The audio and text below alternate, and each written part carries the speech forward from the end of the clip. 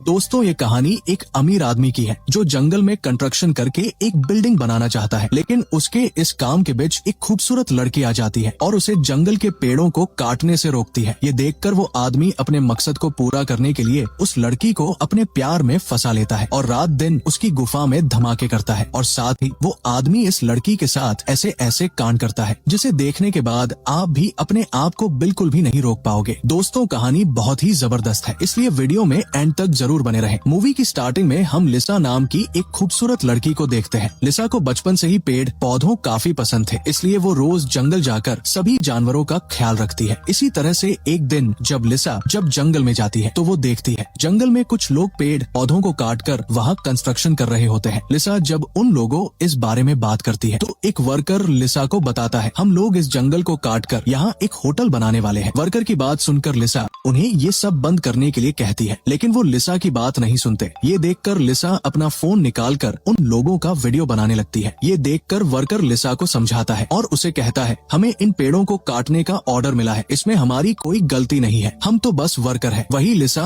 अपने हॉस्टल में आ जाती है और अपने फ्रेंड सेम को सारी बात बताती है। जंगल में किसी ने कंस्ट्रक्शन चालू कर दिया है, हमें उन्हें रोकना होगा। इसके बाद लिसा और सेम अपने सभी क्लासमेट के साथ जंगल में जाते हैं और वहाँ कंस्ट्रक्शन को रोकने के लिए हड़ताल करने लगते हैं। सभी न्यूज चैनल वाले भी वहाँ पहुँच चुके थे और इसी तरह से वो लोग कंस्ट्रक्शन के काम को रुकवा देते हैं। अगले दिन लिसा और सेम कॉलेज आते हैं। वहाँ प्रिंसिपल सभी बच्चों से कहते हैं, देश के सबसे फेमस बिजनेसमैन के बेटे रोनी आप सभी से बात करना चाहते हैं। दरअसल ये वही बिजनेसमैन है जो जंगल में होटल बनाना चाहता है। रोनी सभी क्लासमेट को अपने प्रोजेक्ट के बारे में बताता है और उन्हें कहता है, मेरा ये प्रोजेक्ट पूरी तरह से लीगल है और मैंने इसे बनाने के सारे आर्डर को फॉलो कर रहा हूँ। रोनी सभी बच्चों को अपने परमिशन के पेपर दिखता है और कहता है, हम इस शहर की सबसे बड़ी बिल्डिंग बनाएंगे जिसे लोग देखने आएंगे और हमें समय के साथ बदलना पड़ेगा, तभी हम आगे बढ़ेंगे। लिसा रोनी से कहती है, अगर तुम जंगल के सारे पेड़ काट दोगे तो वहाँ रहने वाले सभी जानवरों का क्या होगा? इस पर रोनी कहता है, जंगल के सभी जानवर कुत्तों से परेशान हैं, इसलिए वो कहीं और चले जाएंगे और हम कुछ सालों में इससे भी बड़ा जंगल बनाएंगे। लेकिन लिसा रोनी से कहती है, इस जंगल के अंदर कीचड़ है, इसलिए यहाँ कोई बिल्डिंग नहीं बन सकती। इस पर रोनी कहता है, ये सब अफवाह है, हमने इसकी अच्छे से जांच कर ली है। लेकिन लिसा रोनी को अपनी बिल्डिंग कहीं और बनाने के लिए कहती है। वही अगले दिन कॉलेज के प्रिंसिपल लिसा को अपने ऑफिस में बुलाते हैं और उसे कॉलेज से सस्पेंड कर देते हैं, क्योंकि लिसा ने काफी दिनों से अपने कॉलेज की फीस जमा नहीं की थी। वही अब लिसा के पास इतने पैसे नहीं थे कि वो अपने कॉलेज की फीस जमा कर सके।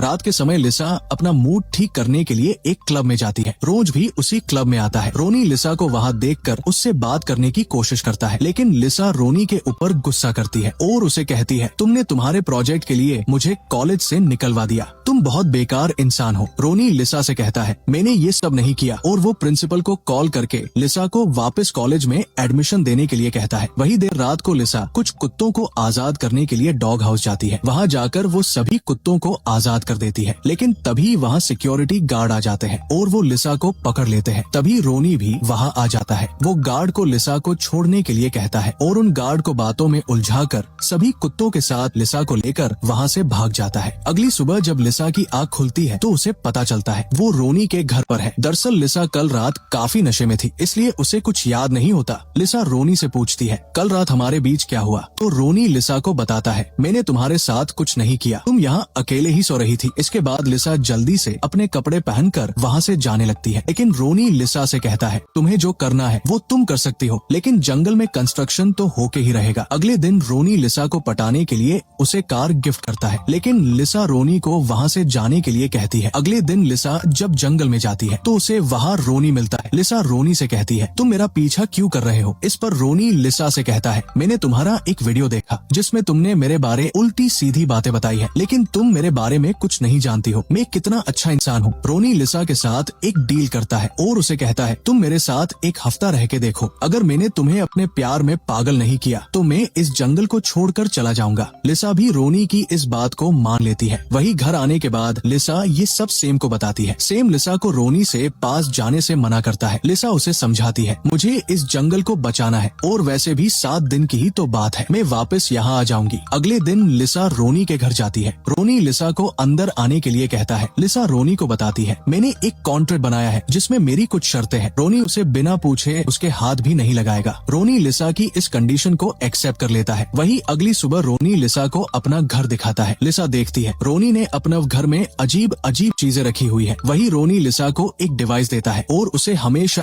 अपने पास रखने के लिए कहता है। अगले दिन लिसा उसे अपने साथ कॉलेज ले जाती है। लिसा का आज एग्जाम था, इसलिए जब वो अपना एग्जाम देने लगती है तो रोनी उस डिवाइस को ऑन कर देता है, जिससे लिसा का अपने आप पर कंट्रोल नहीं रह पाता और उसका एग्जाम बिगड़ जाता है। इसके बाद लिसा घर आकर रोनी पर गुस्सा होती है और उसे कहती है, तुम क्या चाहते हो? तुम्हें जो चाहिए वो तुम मुझे बता सकते हो, लेकिन मुझे परेशान करने की जरूरत नहीं है। इस पर रोनी कहता है, मैं तुम्हारा असली रूप देखना चाहता हूँ। ये कहकर वो वहाँ से चला जाता है। वही अगले दिन रोनी लिसा को अलग अलग ड्रेस ट्राई करवाता है, क्योंकि उसे लिसा को लेकर कहीं जाना था, लेकिन लिसा को रोनी की कोई भी ड्रेस पसंद नहीं आती है। वही अब रोनी लिसा को एक शो दिखाने के लिए लेकर जाता। वहाँ रोनी लिसा की बुलबुल के साथ कुछ हरकतें करने लगता है, इसलिए लिसा जोर जोर से चिल्लाने का नाटक करती है। ये देखकर रोनी लिसा को जल्दी से बाहर लेकर आ जाता है। वहाँ से जाते समय रोनी लिसा को कार ड्राइव करने के लिए कहता है। कार में वो दोनों रोमांटिक होने लगते हैं और लिसा बहुत स्पीड से कार चलाती है। अगले दिन रोनी लिसा को अपने साथ पेंटिंग बनवाने के लिए लेकर जाता है। वहाँ वो लोग एक दूसरे की पेंटिंग बनवाते हैं। अगले दिन रोनी लिसा को उसने मोम डेड से मिलवाने के लिए लेकर जाता है। वहाँ वो लोग लिसा के मोम डेड से मिलते हैं। लिसा अपने मोम डेड से मिलकर खुश नहीं होती, क्योंकि उसके डैड ने उसकी मोम के मरने के बाद दूसरी शादी कर ली थी। वो लोग जब डिनर कर रहे होते हैं तो लिसा के डैड लिसा से बात करने की कोशिश करते हैं, लेकिन लिसा अपने डैड से कोई बात नहीं करती और वहाँ से उठकर चली जाती है। रोनी भी एलिया से बात करने के लिए जाता है तो लिसा उसे वहाँ से चलने के लिए कहती है, तो रोनी भी लिसा को वापस अपने घर ले आता है। अगले दिन रोनी लिसा को उसकी फेवरेट जगह लेकर जाता है, क्योंकि रोनी लिसा को हर तरह से खुश करना चाहता था ताकि वो उसके प्रोजेक्ट में रुकावट ना बने। वो लोग जब वहाँ पहुँचते हैं तभी लिसा को सेम का कॉल आता है और वो उससे मिलने के लिए कहता है, लेकिन लिसा उसे कहती है, मैं तुमसे नहीं मिल सकती। दरअसल अब लिसा भी रोनी को पसंद करने लगी थी। इसी तरह रोनी और लिसा साथ में काफी समय बिताते हैं और एक दूसरे के काफी पास आने लगते हैं। रोनी लिसा के साथ मजे करने की कोशिश करता है, लेकिन लिसा उसे ये सब करने से मना कर देती है। अगली दिन लिसा रोनी के पास जाती है और उसे कहती है, आज हमारा आखिरी दिन है, तो आज हम क्या करेंगे? तो रोनी कहता है, आज हम कुछ नहीं करेंगे। लिसा रोनी के मोम डेड से मिलना चाहती थी, इसलिए रोनी लिसा को अपने मोम डेड से मिलवाने के लिए लेकर जाता है। वहाँ वो लोग साथ में बैठकर खाना खाते हैं। वो लोग आपस में बैठकर बातें कर रहे होते हैं। तभी रोनी के डैड लिसा को बताते हैं, पोल्यूशन बिल्डिंग बनाने से नहीं होता। इस पर लिसा उन्हें कहती है, जो लोग जंगल के जानवरों के बारे में नहीं सोचते वो लोग बहुत मतलबी होते हैं। ये सुनकर रोनी के डैड लिसा के ऊपर गुस्सा होने लगते हैं और उसे उल्टी सीधी बातें बोलते हैं, लेकिन रोनी अपने डैड को चुप करवा देता है और उन्हें लिसा से सॉरी बोलने के लिए कहता है। तो रोनी के डैड लिसा से माफी मांगते हैं। वही अब रोनी लिसा को अपना घर दिखाने के लिए ऊपर लेकर जाता है। वहाँ लिसा रोनी को किस करती है। इसके बाद वो दोनों आपस में मजे करते हैं और यहाँ हमें पता चलता है लिसा अब पूरी तरह से रोनी के प्यार में पागल हो चुकी है, इसलिए वो अपनी शर्त हार जाती है और रोनी अब जंगल में बिल्डिंग बना सकता है। वही अब लिसा अपने घर आ जाती है और वो बहुत दुखी होती है। दूसरी तरफ रोनी भी अपने प्रोजेक्ट की तैयारी करने लगता है, लेकिन उसे पता चलता है उसके डैड ने उससे झूठ बोला है। वो जिस जमीन पर बिल्डिंग बनाना चाहता है वहाँ असल में दलदल है। अगले दिन रोनी के डैड उससे मिलने के लिए आते हैं। रोनी अपने डैड पर बहुत गुस्सा होता है। रोनी के डैड उसे समझाने की कोशिश करते हैं, लेकिन वो उनकी एक बात भी नहीं सुनता और उन्हें कहता है, मुझे तुमसे कोई मतलब नहीं है, अब आप बाढ़ में जाओ। इसके बाद रोनी लिसा से मिलने के लिए जंगल में जाता है। रोनी लिसा से कहता है, मैं अब यहाँ कुछ नहीं करने वाला हूँ, क्योंकि मेरा प्रोजेक्ट कैंसिल हो गया। मैं तुमसे बहुत प्यार करता हूँ और अब मैं यहाँ से जा रहा हूँ। रोनी लिसा को गुड बाय बोलकर वहाँ से चला जाता है। अगले सीन में हम देखते हैं लिसा भी अब रोनी को माफ कर देती है और वो दोनों एक दूसरे की प्यास बुझाते हैं और इसी सस्पेंस के साथ इस मूवी की हैप्पी एंडिंग हो जाती है। दोस्तों, मूवी पसंद आई हो तो वीडियो को लाइक और चैनल को सब्सक्राइब करना ना भूले। Thanks for watching.